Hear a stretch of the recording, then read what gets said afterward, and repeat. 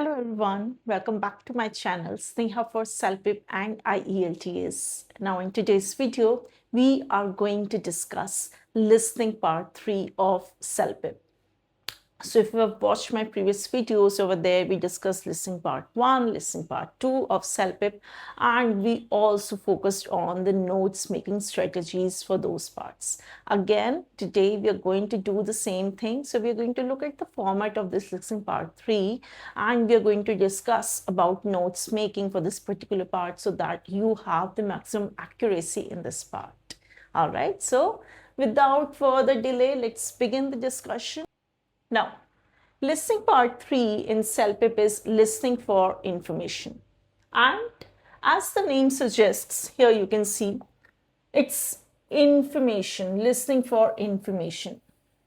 Now, information suggests that it is going to be a bit informative. There will be kind of some details for sure in this part, right? So what happens is, again, it's a dialogue like part 1 and part 2. So here in part 3 as well, you have a dialogue. That means there will be two speakers. One will be male and the other one would be female, right? So it's going to be a male and a female, and information would be given out by one of the speakers. So one of the speaker will be giving information related to some topic. That's why the name listening for information, and you have to focus on that information. So now when one person is giving out information related to any topic, what happens is that person is the expert because he's or she is giving out the information, right? And the other person will be asking questions. So that person who is asking question, that person will be the non-expert over here.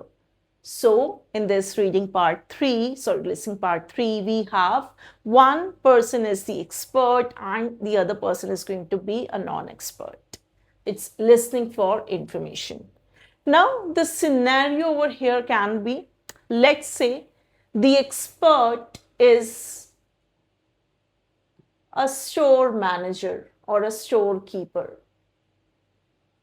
and the non-expert then can be a customer, right? So imagine a customer has come to a store and a customer is asking about a particular product. So the customer is asking questions. That customer can be a non-expert, and the store manager or storekeeper who has the product, he'll be giving out information related to that product. So that store manager becomes the expert. So such will be the nature of conversation here in listening part 3. Now, it's going to last for around 2.5 minutes. So it's going to be slightly longer as compared to part 1 and part 2 for sure. And this audio, it will be followed by 6 questions. So you'll have 6 questions, and again, like part 1 and part 2, in your exam, these questions are also going to be in the form of audio. That means like the audio of the part, you can only play the audio of these questions once. It cannot be replayed. So you have to be very careful while listening to the questions. The options, however, will again be in the form of text. So options are in the written form, questions are in the form of audio. So this is something that you definitely need to remember for CELPIP listening part 3.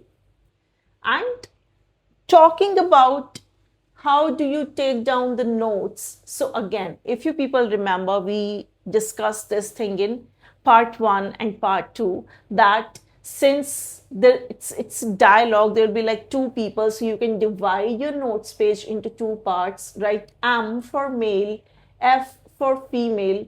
Whatever the male says, you write it over here. So let's say male begins the conversation, you write whatever the male says under that respective column. And when I say you have to write whatever he says, I mean that you only need to note down the keywords. You're not going to write each and everything. It's not possible actually, right? So you'll be only focusing on the keywords, and even when you're writing the keywords, make use of symbols, make use of abbreviations. So that's the key. And notes making is really, really important. It's like super important for you in listening, in all the parts of listening, be it part 1 or part 6, doesn't matter, because it increases your accuracy. It makes sure that you attempt most of the answers correctly. So it's like something that I would say is non-negotiable when it comes to CELPIP listening. So you have to have, your notes. You need to take down the notes when you're listening to the audio. So please focus on notes making. So yeah, as I was saying, that whatever the male says, you write it over here. So let's say male begins the conversation and the female responds to what the male said. So you can write whatever the female says over here. Then again, let's say the male response, you can write it over here. You can even make use of arrow for understanding the flow of the conversation. So that is also something that you can do. So this is how you're going to take down the notes. And now, what are the things that you're going to focus on in this audio? What are the things that you're going to note down while listening to the audio? And those are, first of all, try to understand what is the topic of discussion. So that's the first major thing that you need to understand. That what is the topic here? What are they talking about? And then whatever information expert is giving related to that topic, that should be your focus. So expert will be like giving out lots of information related to that particular subject, particular topic, and you have to focus on each and everything what the expert says related to that topic. And the ending of the conversation is again very important. So towards the end, if there is any discussion that what is someone likely to do in future, if there any such discussion, please focus on that part. So what's likely happen to next after the audio, that you have to understand from it. All right, so these are the things that you'll be taking down as notes when listening to the audio for this listening part 3 of CELPIP.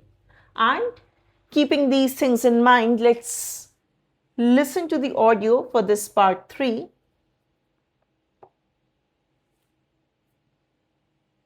So this is the background given to you. The background very clearly says that a man is interviewing a woman about perfectionism in the workplace. So if the man is interviewing, that means man is the non-expert. And if woman, she is, talking about perfectionism, that means woman is the expert of this topic, perfectionism in the workplace. So she will be giving out information related to perfectionism in the workplace. So listen to this conversation. It's going to be around 2.5 minutes long, followed by 6 questions. So let's listen to the audio now.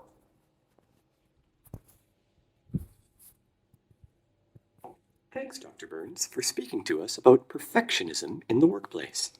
To get us started, perfection is typically seen as a positive thing. I mean, to be perfect is to make something the best it can be. However, do you think perfectionism is always positive?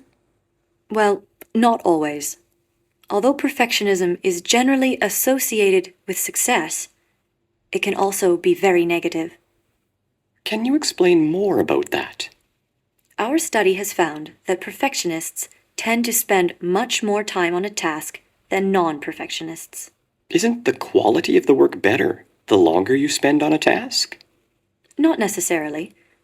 Because perfectionists have such a high standard, they devote too much attention to details.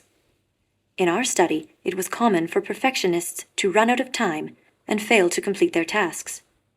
We also found that perfectionists had difficulties sharing work. Perfectionists tended to do all the work by themselves. Did that create problems in the workplace? Most definitely. First, we found that perfectionists are having trouble staying employed in large companies. They are seen as less cooperative and less capable. Second, we found that perfectionists feel more socially isolated.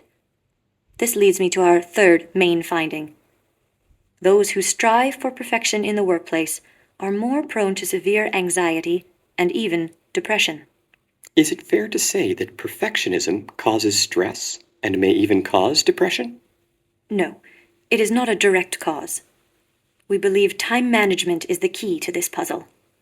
Our participants' anxiety and feelings of depression were often associated with fear of not having enough time to finish the task. So, if they managed their time better, anxiety and depression could subside. We believe so, and that's the focus of our next research project. That is fascinating. Until then, any advice for perfectionists? I'd say to start with a careful and realistic plan. Prioritize what is needed to bring a project to completion and not spend too much time on details. I'd also suggest that they try to work in groups and discuss their difficulties with other people. All right, so that was the audio. Now let's see the questions based on this audio. So these are the questions. Question number 1 asks, what is the woman's occupation? So the audio, it clearly begins when the man says, "Hi, Dr. Byrne," right? So he definitely mentioned this name, Dr. Byrne. So the lady is definitely a doctor. And we have two options over here. She's a family doctor, she's a researcher. Now, if you focus on these options, a family doctor, that means a medical doctor, and a researcher both have this title before their names. So she's definitely not a business manager. She's definitely not a generalist. Yes, she's a doctor, but what kind of a doctor, that you have to understand. Now, was she talking about anything related to medical field? Or was the discussion about a topic of perfectionism in the workplace, and where she was, discussing her research project, right? So that was the focus. This means that she is definitely a researcher because she was discussing her research project about perfectionism in the workplace. So definitely she's not a family doctor, she's a researcher, right? So that would be the correct answer. Now let's look at question number 2. It says, what does the woman say about perfectionists in her study? So if you remember, she was definitely talking about perfectionists, right? And the options are, they're always preserving and successful, their work is better because of their high standards. Third says they're productive in group environments, and fourth says they often fail to complete tasks at work. So her point related to perfectionists were more like negatives, right? She was talking about disadvantages of perfectionism, like how a person struggles when he is a perfectionist, right? So that was her major point of discussion.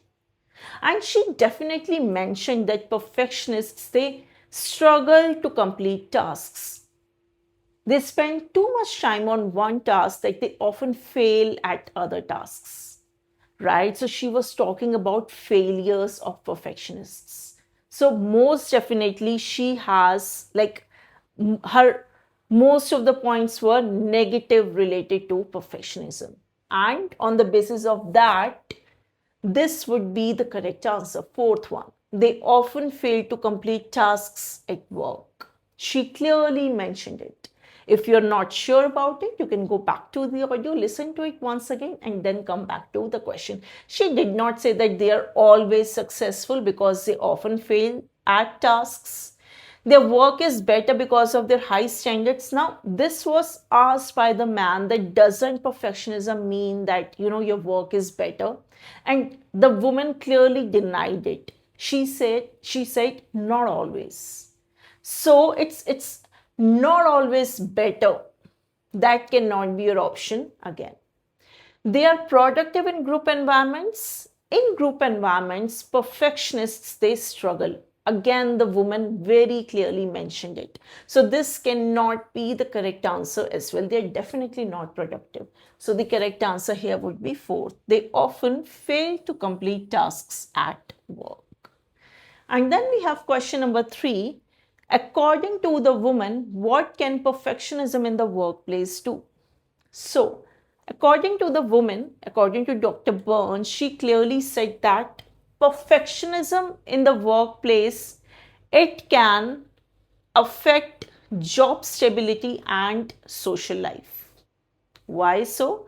Because she said that perfectionists, they develop anxiety, they can have anxiety.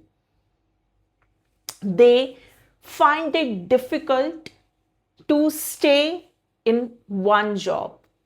So it definitely affects their job stability and it affects their social life because they are anxious.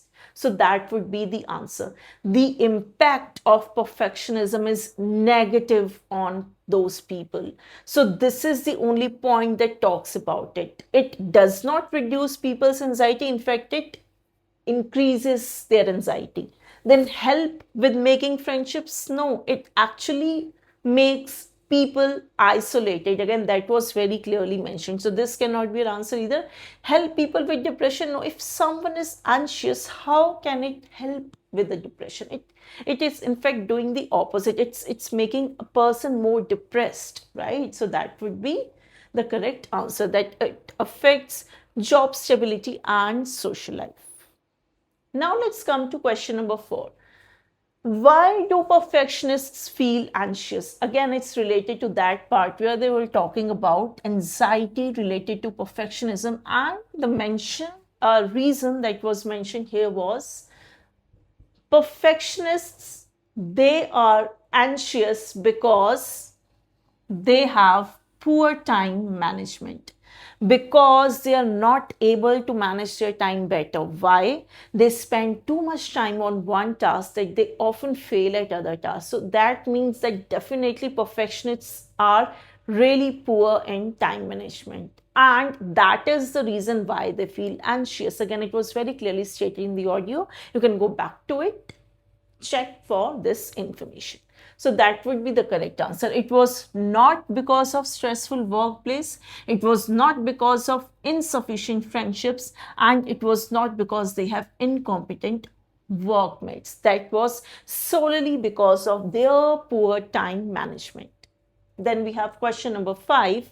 What does the woman suggest perfectionists should do? So the woman, she very clearly towards the end, when the man was asking, that what will you suggest to those people who are perfectionists? So the woman, she very clearly said that they should prioritize tasks. Prioritize tasks. It was very clearly stated as a suggestion towards the end. She did not say that they should avoid working in groups. She did not say that they should focus on details. They're also they're already doing it. They're focusing too much on details. So that is clearly not a suggestion that this woman will give. Take time off? No, that was again not suggested. Prioritizing tasks was given as a suggestion by the woman towards the very end of the audio. So you remember I mentioned that towards the very end of the audio, you have to focus. Like it always talks about, future, that what can be done next, what can someone do next. So the ending of the audio, it's super important. You should focus on the ending of the audio. Is a high chance that there will be at least one question from the end of the audio. So please do focus on the end of the audio.